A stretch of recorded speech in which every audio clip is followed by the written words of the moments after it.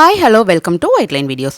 இன்றைக்கி நம்ம அர்த்தமுள்ள இந்து மதம் புத்தகத்தில் முதல் பாகத்தில் ஆணவம் அப்படின்ற தலைப்பில் கவிஞர் கண்ணதாசன் என்ன பேசியிருக்கிறாரு அப்படிங்கிறத பார்க்கலாம். அங்கே வீடியோக்குள்ளே போகலாம். நம்மிடம் ஏதுமில்லை என்று நினைப்பது ஞானம், நம்மை தவிர ஏதுமில்லை என்று நினைப்பது ஆணவம்.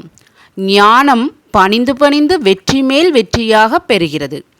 ஆணவம் நிமிர்ந்து நின்று அடி வாங்குகிறது. நமது புராண இதிகாசங்களில் ஆணவத்தால் அழிந்தவர்களை சித்தரிக்காதது மிகவும் குறைவு. ராமகாதையில் ராவணன், பாரதத்தில் துரியோதனன், இரணியன், கண்ணனால் கொல்லப்பட்ட நரகாசுரன், கந்தனால் கொல்லப்பட்ட சூரபத்மன் மற்றும் பத்மாசுரன் இவர்களெல்லாம் ஆணவத்தின் அடையாள சின்னங்கள். இவர்களுடைய முடிவு கொடுமையானதை காட்டி இந்து மதம் ஆணவக்காரர்களை எச்சரிக்கிறது. நான் என்னும் எண்ணம் ஒருவனுக்கு தோன்றுகிறதென்றால் அவன் தோல்விகளை சந்திக்க தயாராகி கொண்டிருக்கின்றான் என்று பொருள். அறிவு குறைவானவர்களுக்கே ஆணவம் வருகிறது, நிறைகுடங்களுக்கு அது வருவதில்லை. வெற்றி மயக்கம் ஏற ஏற அறிவு தடுமாறி முட்டாள்தனமான தைரியம் தோன்றி எல்லாம் நாமே என்ற எண்ணம் பிறந்து தடுமாறி காரியம் செய்ய தொடங்கியதும் ஒவ்வொரு தோல்வியாக தொடர்ந்து வந்து ஆணவக்காரனை கூனி குறுகச் செய்கின்றன. எனக்கு தெரிந்த ஒரு நண்பர், நீண்டகால நண்பர், ஆரம்பத்தில் மிகுந்த சிரமப்பட்டு கொண்டிருந்தார். அந்த சிரமத்தோடு கடன் வாங்கி ஒரு படம் எடுத்தார். கதை, வசனம், டைரக்ஷன் எல்லாம் அவரே. படம் ஓஹோ என்று ஓடிற்று. வெற்றி மயக்கத்தில் அவர் நிலை கொள்ளவில்லை. உடனே ஒரே நேரத்தில் 4-5 படங்களை எடுக்கப் போவதாக விளம்பரம் செய்தார்.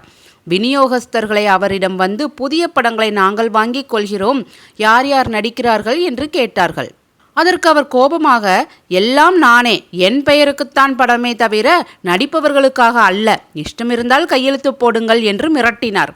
நான் ஒரு நாள் அவரை சந்தித்த போது என் ஒவ்வொரு படத்தையும் பாக்ஸ் ஆஃபீஸ் பண்ணி காட்டுகிறேன் என்று என்னிடமே சவால் விட்டார். என்னுடைய படம் என்றால் ஓலையிலே பிரிண்ட் பண்ணினாலும் ஓடும் என்று சொன்னார். பெரிய பெரிய கோவில்களுக்கெல்லாம் வேண்டிக் கொண்டும் அவரது அடுத்த படம் படுதோல்வியடைந்தது. 3வது படமும் படுதோல்வி. கடன்காரனானார், கஷ்டப்பட்டார். தன்னை தேடி வந்தவர்களிடம் ஆணவத்தோடு நடந்து கொண்ட அவர் தினமும் அவர்களை தேடி நடக்கிறார். இன்னொருவர், அவரும் கதை வசனம் எழுதி டைரக்ஷன் செய்கிறவர். அவர் விழித்து கொண்டிருக்கின்ற நேரத்தில் பெரும்பகுதி தன்னை பற்றியே பேசிக்கொண்டிருப்பார். நீங்கள் அவரோடு பேச போனால் நீங்களும் அவரை பற்றியே பேசினால்தான் அவர் உங்களோடு பேசுவார். வசனத்திலே வல்லினம் மெல்லினம் இருக்காது. ஆனால் குருட்டுத்தனமாக வந்த வெற்றி அவரை குருடனாகவே ஆக்கிவிட்டது. இதுவரை ஆணவக்காரர்கள் எப்படி அவதிப்பட்டார்களோ அப்படிப்பட்ட அவதிக்கே அவரும் தயாராகி கொண்டிருக்கின்றார். மனிதன் உடம்பு மிகவும் பலவீனமானது. அதில் ஒரு நரம்பை தட்டினால் பல நரம்புகளிலும் சங்கீதம் கேட்கின்றது. ஒரு வெற்றி கண்ணுக்கு தெரிந்துவிட்டால் வரப்போவதெல்லாம் வெற்றியே என்ற திமிர் வருகிறது. அந்த திமிர் யாரையும் அலட்சியப்படுத்த சொல்கிறது. அடி பலமாக விழுந்ததும் திமிர் தானாக அடங்கி பணிவு எங்கிருந்தோ வந்து விடுகிறது. ஒரு சபைக்கு நான் போயிருந்தேன். பெரிய பெரிய அறிஞரெல்லாம் வந்திருந்தார்கள். அவர்களையெல்லாம் சாதாரணமாக நினைத்து ஒரு அரைகுறை படிப்பாளி ஆணவத்தோடு பேசி கொண்டிருந்தார். அவரது ஆணவத்தை பார்த்து அவர் பேசியதிலிருந்த தவறுகளை கூட யாரும் திருத்தவில்லை. ஒவ்வொரு வரியையும் முடிக்கும் போதும் எப்படி நான் சொல்வது என்று கேட்டுக்கொண்டே இருந்தார். நான் ஆத்திரம் தாங்காமல், ஒரு குழந்தை எப்படி சொல்லுமோ அப்படியே சொல்கிறீர்கள் என்றேன். தெளிவில்லாதவன், விவேகமற்றவன் என்பதை நயமாகவும் நளினமாகவும் சொன்னேன். சில கவியரங்களிலும் இந்த அனுபவம் எனக்கு கிடைத்திருக்கிறது. இலக்கண மரபோ இலக்கிய சுவையோ தெரியாத சிலரும் அந்த அரங்கங்களில் தோன்றிவிடுவார்கள். என்னை தாக்கிவிட்டால் தாங்கள் பெரிய கவிஞர்கள் என்ற எண்ணத்தில் அசிங்கமாக தாக்குவார்கள். நான் அடக்கத்தோடும் பயத்தோடும் உட்கார்ந்திருப்பேன். திரும்ப அவர்களை தாக்க மாட்டேன். காரணம், கிருபானந்த வாரியார் சொன்ன ஒரு கதை. கோவில் யானை ஒன்று நன்றாக குளித்துவிட்டு நெற்றியில் பட்டை தீட்டிக்கொண்டு சுத்தமாக வந்து கொண்டிருந்ததாம். ஒரு ஒடுக்கமான பாலத்தில் அது வரும்போது எதிரே சேற்றில் குளித்துவிட்டு ஒரு பன்றி வாளை ஆட்டி கொண்டே வந்ததாம். யானை ஓர் ஓரத்தில் ஒதுங்கி நின்று அதற்கு வழிவிட்டதாம். அந்த பன்றி எதிரே இருந்த இன்னொரு பன்றியிடம், பார்த்தாயா, அந்த யானை என்னை கண்டு பயந்து விட்டது என்று சொல்லி சிரித்ததாம்.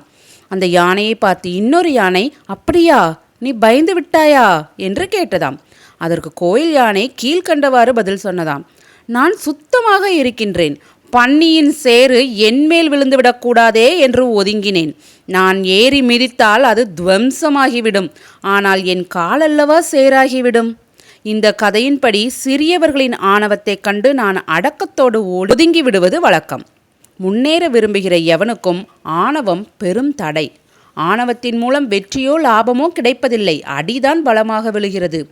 தான் பணக்கார வீட்டு பெண் என்ற மமதையில் கணவனை அலட்சியப்படுத்தும் மனைவி, தான் மந்திரியாகிவிட்ட போதையில் தொண்டர்களை அலட்சியப்படுத்தும் தலைவன், தான் சொன்ன ஏதோ ஒன்றை ஜனங்கள் ஏற்றுக்கொண்டார்கள் என்பதற்காக தினமும் எதையாவது சொல்லிக் கொண்டிருக்கும் தலைவர்கள், இவர்களெல்லாம் ஒரு கட்டத்தில் அவமானத்தாலும் வெட்கத்தாலும் கூனி குறுகி போய் விடுகிறார்கள். எதற்கும் தான் காரணம் அல்ல, ஏதோ ஒரு சக்திதான் காரணம் என்று எண்ணுகிறவன் ஆணவத்திற்கு அடிமையாவதில்லை. மற்றவர்களுக்கு என்ன தெரியும் என்று நினைப்பவன் சபைகளில் அவமானப்படாமல் தப்பியதில்லை. ஆணவத்தால் அழிந்து போன அரசியல் தலைவர்கள் உண்டு, சினிமா நடிகர்கள் உண்டு, பணக்காரர்கள் உண்டு. அடக்கத்தின் மூலமாகவே தோல்விகளிலிருந்து மீண்டும் வெற்றிகரமாக முன்னேறியவர்கள் பல பேர் உண்டு. மகாபாரதத்தில் நான் கேட்டிருந்த ஒரு சம்பவம். பரந்தாமன் மஞ்சத்தில் அமைதியாக தூங்கிக் கொண்டிருந்தானாம். துரியோதனனும் அர்ஜுனனும் அவனிடம் உதவி கேட்கப் போனார்களாம். துரியோதனன் பரந்தாமனின் தலைமாட்டு அருகே அமர்ந்தானாம். அர்ஜுனன் காலடியில் அமர்ந்தானாம். காலடியில் அமர்ந்திருந்ததால் விழித்ததும் முதலில் அவனையே பார்த்த பரந்தாமன், என் உதவி உனக்குத்தான் என்று கூறிவிட்டானாம். ஆணவம் தலைமாட்டில் அமர்ந்தது, அடக்கம் காலடியில் அமர்ந்தது. அடக்கத்துக்கு உதவி கிடைத்தது. பாரத போரில் ஆணவம் தோற்றது. ஆணவத்தோடு நிமிர்ந்து நிற்கும் தென்னை புயற்காற்றில் விழுந்துவிட்டால் மீண்டும் எழுந்து நிற்க முடிவதில்லை. நாணலோ பணிந்து வளைந்து எந்த காற்றிலும் தப்பிவிடுகிறது. எல்லோர்க்கும் நன்றாம் பணிதல் என்றான் வள்ளுவன். அடக்கம் அமரருள் உய்க்கும் என்றவனும் அவனே.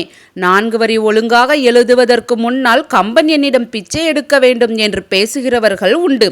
ஆனால் கம்பனுக்கு அந்த ஆணவம் வந்ததில்லை. அதனால் தான் காலங்களுக்கும் நிலைக்கக்கூடிய காவியத்தை அவனால் எழுத முடிந்தது. இந்துக்கள் வற்புறுத்தும் பணிவும் அடக்கமும் வாழ்வில் வெற்றியை நோக்கி போவதற்கான படிக்கட்டுக்களை. இந்த பணிவை வங்காளத்து இந்துக்களிடம் அதிகம் காணலாம். தன்னை விட வயதில் மூத்தவரை சந்தித்தால் எந்த பேரறிஞனும் அவர்கள் காலை தொட்டு கும்பிடுகிறான். வெறும் வயதுக்கே அந்த மரியாதையை தருகிறான். என்னுடைய விழா ஒன்றில் ஒரு பெருந்தலைவரின் காலை தொட்டு வணங்கியது பற்றி என்னை சிலர் கோபித்தார்கள்.